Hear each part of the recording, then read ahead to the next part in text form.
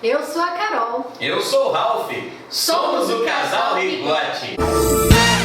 E hoje estamos aqui para iniciar mais uma aula de geografia. Mas antes, ative as notificações, curta, compartilha. Vamos divulgar a geografia pelo Brasil. Exatamente, né? Você vai curtir o nosso canal Rigotti Media, que é um canal especial somente para a gente divulgar as nossas aulas de geografia, e também não vai deixar de curtir o Na Estrada com o Casal Rigotti, que é o nosso canal especial onde o Casal Rigotti desfila por todo esse Brasil maravilhoso, inclusive falando um pouquinho sobre a geografia, a história de vários pontos turísticos e pontos desse país maravilhoso. Hoje a gente vai falar um pouquinho sobre o mundo bipolar. Primeiramente, a gente vai falar um pouquinho sobre geopolítica. O que é geopolítica? Estudo e conjunto de ações que determinam o poder político de um território.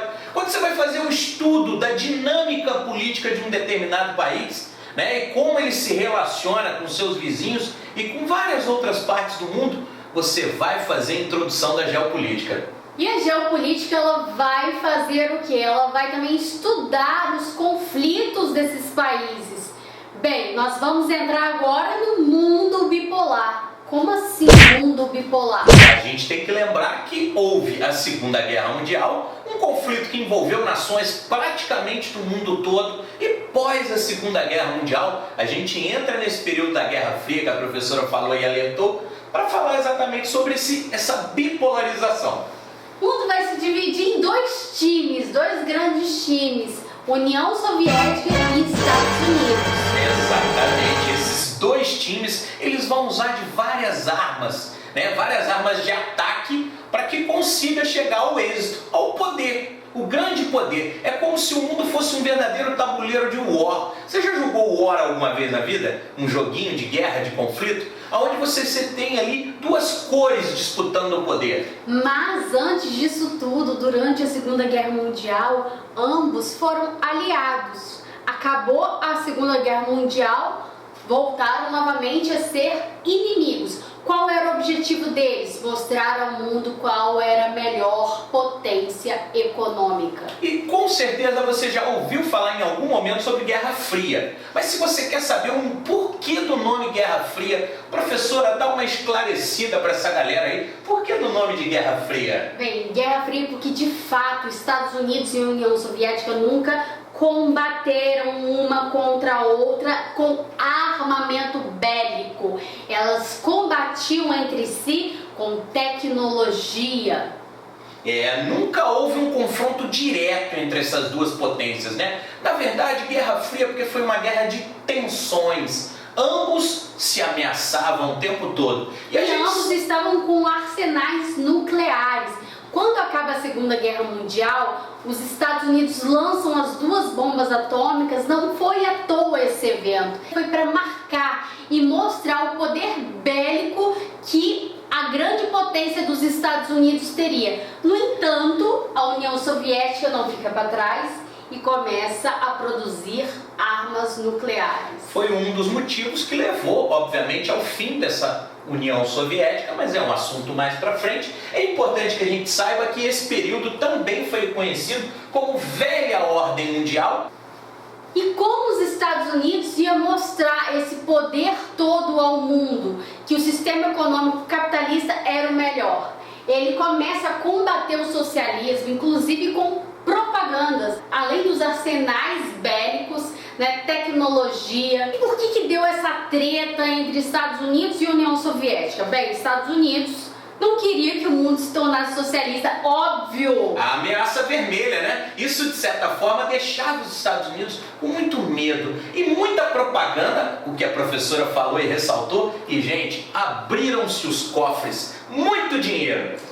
E aí o que ele vai fazer para ele mostrar que ele era bonzinho, que ele era maravilhoso, que esse era o melhor sistema econômico? Ele vem com um brilhante plano Marshall. Mas o que era esse plano Marshall? Então, a reconstrução do continente europeu. Voltando mais um pouquinho no passado, a gente tem que lembrar que com a Segunda Guerra Mundial parte do continente europeu fica devastado e destruído. E aí os Estados Unidos vêm com um plano Marshall na reconstrução e a União Soviética contra-ataca. Vem com o Comecon. Lógico que ele nunca chegou aos pés desse plano Marshall, mas eles de jeito nenhum não podia ficar para trás. Não, e de jeito nenhum que eles vão receber dinheiro dos Estados Unidos, nananina não. Até porque vocês têm que lembrar que surgiu também nesse período a chamada cortina de ferro, que divide o continente europeu entre esses dois polos. Você tem o leste europeu apoiado pela União Soviética, é onde entra o Comecon, e o ocidente europeu, a parte ocidental do continente europeu, com muito apoio norte-americano e o plano Marshall.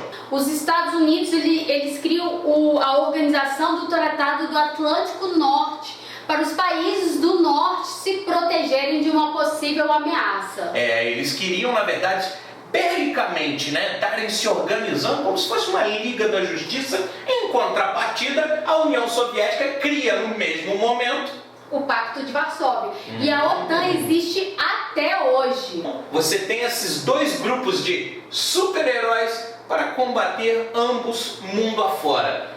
Corrida armamentista, a professora falou, e corrida espacial. Foram dois grandes objetivos que cada um assumiu naquele momento. Na corrida armamentista e foram grandes momentos, a União Soviética, ela sai na frente, em disparada, quando ela lança o primeiro satélite, o Sputnik, e manda Yuri Gagarin para o espaço. Os Estados Unidos ficam desesperados, criam a NASA. Muita tecnologia, gente. O avanço da tecnologia, principalmente na área de espionagem, vem com esse presente momento. E o gasto foi exorbitante. Estados Unidos com a CIA e a União Soviética com o KGB. E Estados Unidos, para não ficar atrás da União Soviética, eles fazem o quê? Eles lançam Homem à Lua em 1969 e em 1981 o primeiro ônibus espacial. Importante disso tudo, muita grana foi gasta nesses momentos. Isso foi um impacto responsável para o fim da Guerra Fria. Por que um impacto responsável para o fim da Guerra Fria? Mas, professor, antes da gente falar sobre isso, impacto responsável, o que simboliza a Guerra Fria? Um monumento que simboliza a Guerra Fria, você sabe? Então, o famoso Muro de Berlim, 155 quilômetros de extensão. Que dividia a Berlim Oriental da Berlim Ocidental, mostrando para o mundo todo a hegemonia e todo o poder dessas duas potências. O Muro de Berlim simboliza a Guerra Fria, porque Berlim foi dividida em duas, Berlim Oriental e Berlim Ocidental. De um lado capitalismo, do outro lado socialismo. As pessoas que viviam do lado socialista começaram a ver muita prosperidade no lado capitalista e começaram a migrar de uma área para outra. Engenheiros, professores, muita mão de obra qualificada. Exato. E Stalin, vendo tudo aquilo acontecer, manda construir o Muro de Berlim. Um muro que ia dividir por tantos anos uma nação. O Muro de Berlim, ele tinha 3,5 metros de altura, cachorros, torres de guardas, bunkers, e além disso tudo, eles começaram a construir túneis, porque descobriram que as pessoas estavam atravessando para o outro lado através de túneis, já que era praticamente impossível pular o muro. Muitos acabaram morrendo nessa tentativa de saída da área socialista para a área capitalista. E aí com isso tudo leva ao fim da Guerra Fria. Porque houve uma crise no bloco socialista devido a esses enormes gastos que eles tiveram na corrida armamentista e na corrida ao espaço. Então, assim, com esses gastos absurdos, ao final da década de 80, o bloco socialista vai ruindo aos poucos. E por que isso acontece? O lado socialista ficou tão preocupado com essa disputa entre capitalismo e socialismo que começou a deixar sua população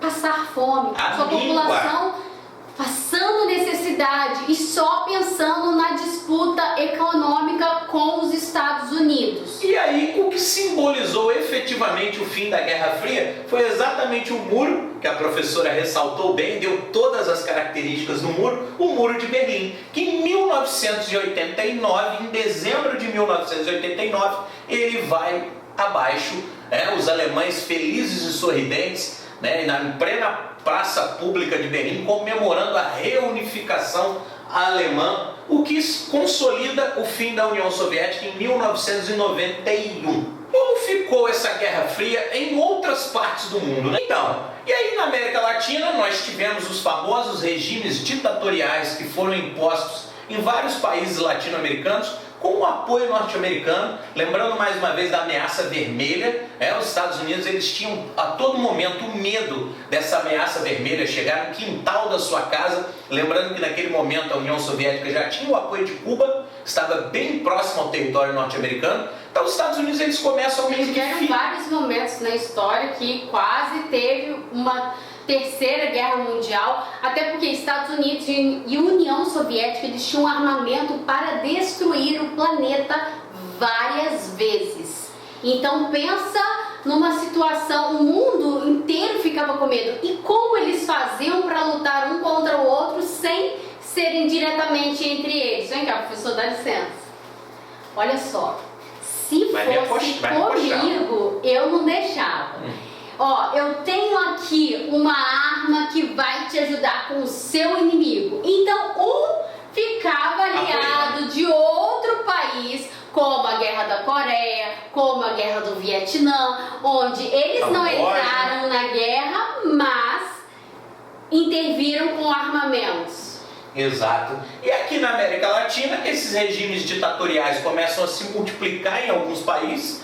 Os Estados Unidos começam a dar todo esse apoio. A gente vai lembrar que, inclusive, aqui no próprio Brasil, nós tivemos a chegada ao poder dos militares com o apoio norte-americano. E na Ásia e na África, eles precisavam substituir as potências europeias. Porque, mais uma vez, a gente lembra que os europeus eles estavam arruinados devido à Segunda Guerra Mundial. Eles tinham as suas colônias, tanto no continente asiático quanto no continente africano. Com a Segunda Guerra Mundial eles se enfraquecem, vários desses países se tornam independentes com o apoio norte-americano e soviético. Mas aquele detalhe importante, você se torna independente apenas politicamente ali, entre aspas, porque economicamente você continua dependente de mim. Então isso tudo foi importante para os Estados Unidos e União Soviética arrumar mais adeptos ao seu time, tanto no continente africano quanto no continente asiático. Mas aí tem um detalhe importante, também nesse período, por incrível que pareça, existia um em cima do muro. Aqueles países que na verdade estavam esperando para ver quem ia levar mais vantagem, para ver para que lado do muro ele caía. É a famosa Conferência de Bandung.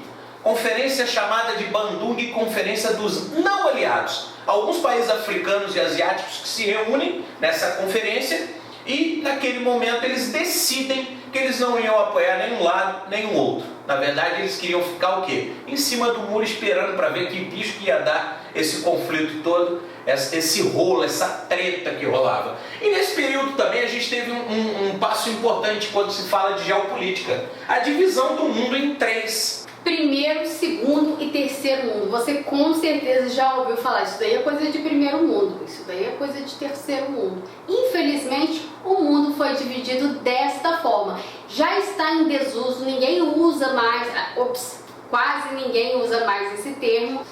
Primeiro mundo, quem se enquadrava? Os países capitalistas ricos. Segundo mundo, países socialistas.